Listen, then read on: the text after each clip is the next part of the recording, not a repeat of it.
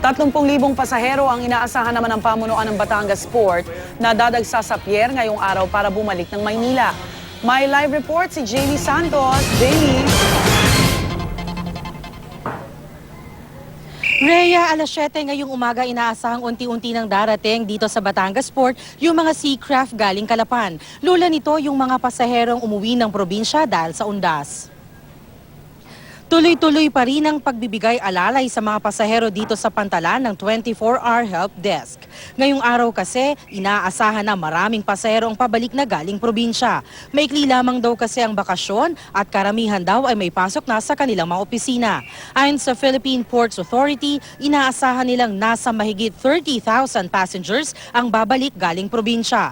Ito raw kasi ang bilang ng lumabas ng pantalan nitong nagdaang araw para sa undas. Kahit nga kahapon, may mangilan-ilan pang bumiyahe pa uwi ng probinsya.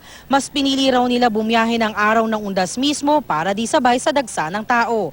Pero ayon sa PPA, bagaman maliit daw ang bilang na ito kumpara sa mga nakaraang taon, mahigpit na seguridad pa rin ang pinapatupad nila sa pantalan para sa seguridad ng lahat. At yan muna ang latest dito sa Batangas Port. Balik sa Rhea. Maraming salamat, Jamie Santos.